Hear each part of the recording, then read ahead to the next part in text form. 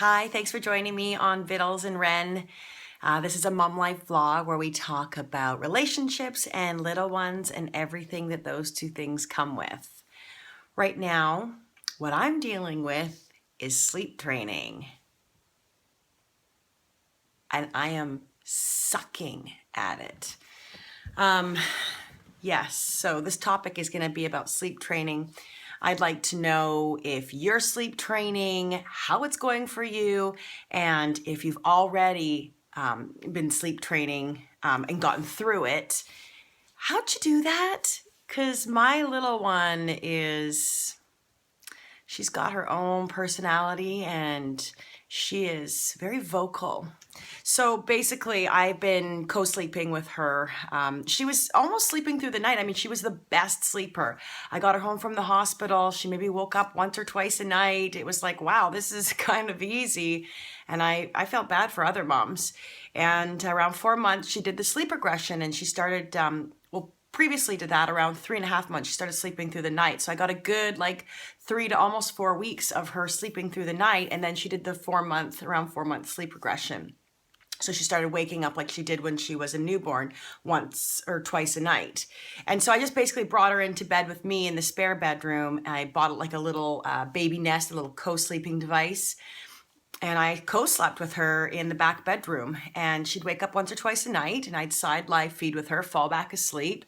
And that would be it. It was quite restful. I'd wake up and I'd, get 7 to 8 hours sleep and feel really good throughout the day.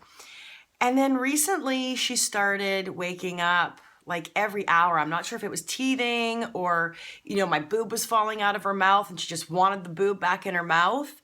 But it got really disruptive to my sleep. Every hour, I just had to keep putting my boob back in her mouth. I thought, this is silly. So there's a place that I go to in Victoria here where I live, and there's a woman that I love speaking with. She's a doula, and she basically gave me this setup. She said that when you start to sleep train the baby, you have to have the non-breastfeeding parent very involved. So the breastfeeding parent will feed the baby before 7 or 8, just before you want to put them down around 7 or 8. And then you have a little routine. The non-breastfeeding parent will read a story, shut the curtains, maybe sing a song, and then put the baby down. And then if the baby cries anytime after you've put the baby down, the non-breastfeeding parent has to go into the room and just in 20 seconds, don't touch the baby, don't try and soothe the baby, just simply say, Mommy or Daddy loves you, we're just outside the door, it's time to go to sleep, and you say the same thing, and you go back in every 5 minutes until they fall asleep. So there's a lot of responsibility on the non-breastfeeding parent. So we've been doing that. My husband has been doing such a bang-up job, but during the day, he's got work. So I'm the breastfeeding parent, and I'm trying to put her down for naps. And every time I go into her bedroom, she's just freaking out even more and more and more.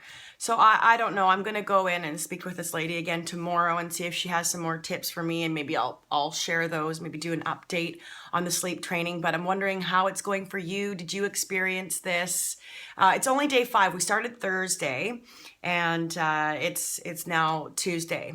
So we're almost a week in, and I wouldn't say it's going. Some days she can just go straight to sleep, and then other days, it's a half hour to an hour, and finally I'm like, okay, well, I'm just gonna get her up because this is ridiculous, and I almost feel like it's child abuse. Like, I go in and I say it's okay, and I, do the same thing that my husband is doing, but it just makes her angrier, I think, because she thinks I'm gonna pick her up or I'm gonna give her the boob. So I'm going to get an update from the woman that I speak with about this and see if there's some more tips and tricks. And in the meantime, I'd love to hear your comments. I'd love to know what you've done. If there's anything in particular that I could do differently, or something that you could share, or even just to kvetch with me, because, oh my goodness, it's hard. And my heart just aches for her. I can't stand her screaming or crying. I just want to fix it. And I know I can't, because she's got to learn to self-soothe. So that's it for me today. Thanks for joining me on Vittles and Ren. Make sure to subscribe down below and leave your comments.